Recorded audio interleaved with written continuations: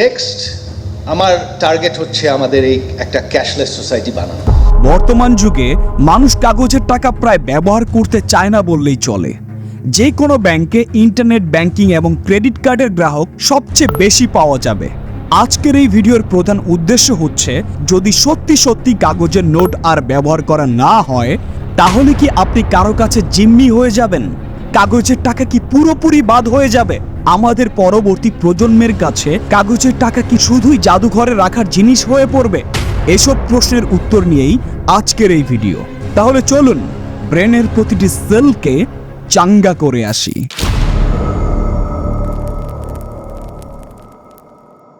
ধরুন আজ থেকে পুরো পৃথিবী ক্যাশলেস, কোথাও কোনো কাগজের টাকা নেই। আপনি আমি সবাই মোবাইল অ্যাপ কিংবা কার্ড দিয়ে লেনদেন করি। এভাবে আমাদের জীবন চলতে লাগলো। কিন্তু হঠাৎ একদিন সারা দেশে নেমে আসলো প্রাকৃতিক দুর্যোগ। সব নেটওয়ার্ক টাওয়ারগুলোকে কালবৈশাখী ঝড় উপড়ে ফেলে দিল।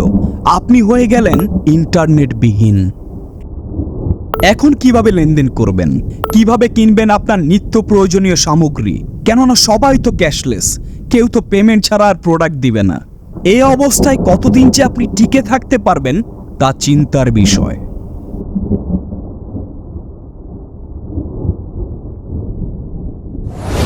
আসলে অর্থনীতিবিদদের ধারণা, ক্যাশলেস ইকোনমির গুরুত্ব অপরিসীম। এর সবচেয়ে বড় উপকারিতা হচ্ছে কর আদান প্রদানে সুস্পষ্টতা তৈরি। বিভিন্ন দেশে দেখা যায় সাধারণ মানুষ কর দিতে চায় না বা পারে না। তথ্য প্রযুক্তি ব্যবহার করে ভার্চুয়ালি লেনদেন প্রক্রিয়ায় অনেক বেশি কর আদায় করা সম্ভব। এর ফলে কালো টাকার উপর নজরদারি এবং একটি শক্ত অর্থনৈতিক নীতি নির্ধারক ব্যবস্থা তৈরি করা সম্ভব। কিছু কিছু আয়ের উৎস আছে যেগুলো সাধারণত সরকারের নজরে আসে না, যেমন টিউশনি, শিক্ষকদের বাড়িতে কোচিং নেয়া, বেবি সিটিং ইত্যাদি। এ ধরনের কাজ করে অনেকে লক্ষ লক্ষ টাকা আয় করে। এই ধরনের অর্থ উপার্জন করের আওতায় পড়লেও এগুলো কোনো ঘোষিত আয় না হয় এই আয় থেকে কোনো কর নেওয়া যায় না। এমনকি এ ধরনের উপার্জন সরকারের নজরেও আসে না। সব ধরনের লেনদেন ভার্চুয়াল হলে এসব আয় নজরদারির ভেতরে আনা সম্ভব। দেশকে আরও এগিয়ে নিয়ে যাওয়া সম্ভব। তাছাড়া কাগজের টাকার একটি বড় সমস্যা হচ্ছে টাকা জালিয়াতি।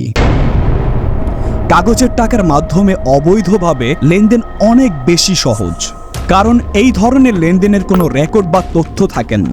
তাই কেউ যদি কোকেন কিংবা অন্য কোনো মাদক দ্রব্য ক্রয় করে, সেটার হদিশ পাওয়া কঠিন। চোরাচালান, অবৈধ অস্ত্র কেনাবেচা, ড্রাগ ডিলিং ইত্যাদির হদিশ সরকার দিতে পারে না এবং এগুলো রোধ করতেও পারে না, কারণ বেশিরভাগ লেনদেন কাগজের টাকার মাধ্যমে চুপিসারে হয়ে যায়।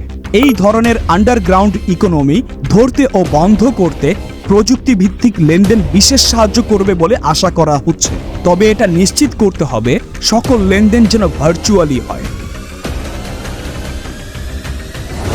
সরকারের এই উদ্যোগকে আমরা সাধুবাদ জানাই।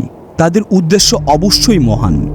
কিন্তু অন্যদিকে দেখা যাচ্ছে বিটকয়েনের মাধ্যমে already money laundering, drug dealing, অস্ত্র কেনাবেচার মতো বড় বড় অপরাধগুলো হচ্ছে, যার হদিশ কোনো দেশের সরকার এখন পর্যন্ত দিতে পারেনি, আর পারবে কিনা তা নিয়েও সন্দেহ আছে। কেননা 2009 সালে সাতোশি নাকামোটো নামে এক ভদ্রলোক এই বিটকয়েন আবিষ্কার করেন। কিন্তু তিনি কে, কোথা থেকে এলো, তার পরিচয় কি, তা আজও জানা যায়নি। আর যেখানে পুরো পৃথিবীর ডিজিটাল লেনদেন হয় একটি ব্যাংকের আন্ডারে, সেখানে বিটকয়েন কাজ করে ব্লকচেইন পদ্ধতিতে। অর্থাৎ আমরা বিকাশ, নগদ, রকেটের মতো অ্যাপস দিয়ে যে লেনদেনগুলো করি, তার পেছনে রয়েছে বিভিন্ন ব্যাংক, যাদের তদারকি করে বাংলাদেশ ব্যাংক, আর বাংলাদেশ ব্যাংকের তদারকি করে বাংলাদেশ সরকার। কিন্তু বিটকয়েনে দুজন লেনদেনকারী ছাড়া আর কোনো থার্ড পার্টির কাজ নেই। কে কাকে কেন টাকা পাঠালো তার হিসাব কারো কাছেই নেই, এমনকি কেউ তা বের করতেও পারবে না। তাই পৃথিবীর সব দেশেই এই বিটকয়েনকে ব্যান করা হয়েছে। কিন্তু মজার ব্যাপার হচ্ছে, বিটকয়েনও কিন্তু এক ধরনের ডিজিটাল মুদ্রা। পৃথিবীকে ক্যাশলেস করার পেছনে তাদেরও ভূমিকা রয়েছে, হোক না সেটা ইলিগ্যাল। এখন প্রশ্ন রয়ে যায়, পুরো দেশ যদি ক্যাশলেস হয়ে যায়, তাহলে কি আমরা ব্যাংকগুলোর উপর কিংবা সরকারের উপর ডিপেন্ডেন্ট হয়ে পড়ব? ধরুন এখন সারা দেশ ক্যাশলেস।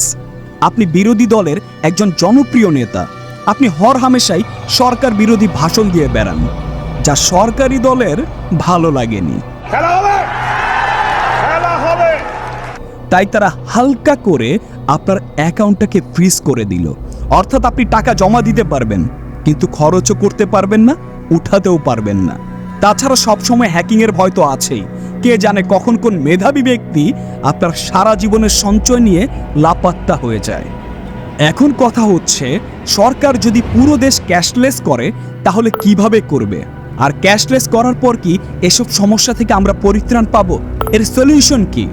এর সলিউশন হচ্ছে বিটকয়েন। না না না, আপনারা ভুল শুনেননি। বিটকয়েন যে মডিউলে কাজ করে তাকে ব্লকচেন সিস্টেম বলে, যা অলরেডি আমি আপনাদের বলেছি, যেখানে কোনো হ্যাকিং এর ভয় নেই, যেহেতু লেনদেনকারীর তথ্য সে ছাড়া আর কেউ জানে না।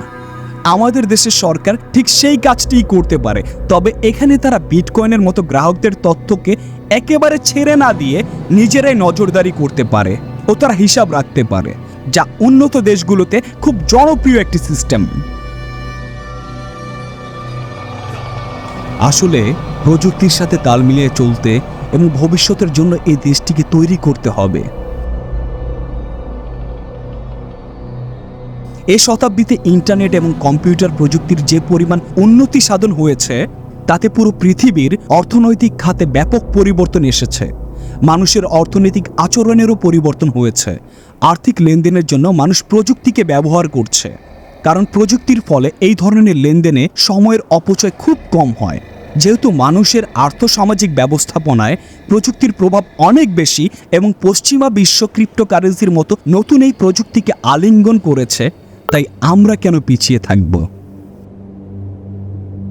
আর যেহেতু এটা প্রমাণিত, ডিজিটাল লেনদেন করলে অনেক দিক থেকেই সুবিধা পাওয়া যায় এবং মানুষ এটা ব্যবহার করার জন্য সম্মতিপূর্ণ মনোভাব প্রকাশ করছে, তাই একে নিয়ে কাজ না করলে ভবিষ্যতে পিছিয়ে পড়ার সম্ভাবনা আছে।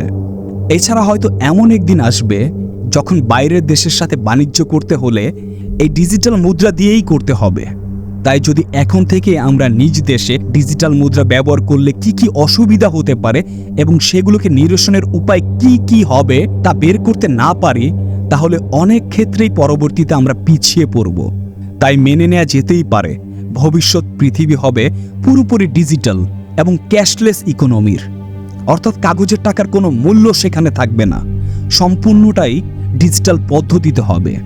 এতে আমাদের দেশ ডিজিটাল বাংলাদেশ হওয়ার পথে অনেকটাই এগিয়ে যাবে। এছাড়া এরকম প্রযুক্তি তৈরি হলে সেটা নিয়ন্ত্রণ রক্ষণাবেক্ষণ করার জন্য অনেক মানুষ দরকার পড়বে এবং এমন প্রযুক্তি তৈরি করলে যে একটি দক্ষ জনগোষ্ঠী তৈরি হবে সে বিষয়ে কোনো সন্দেহ নেই।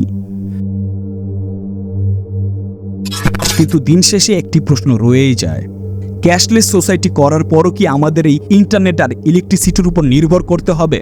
কেননা ক্যাশলেস সোসাইটি নির্মাণের পর আমাদের জীবনের সবচেয়ে বড় বাধা হবে এই ইন্টারনেট আর ইলেকট্রিসিটি। কেননা এরা যখন তখন চলে যেতে পারে, আর এরা চলে গেলেই আপনি জিরো। দর্শক, তাহলে কি এর কোনো সমাধান নেই? এই প্রশ্নটি আপনাদের কাছে রইল, কমেন্টের মাধ্যমে জানান।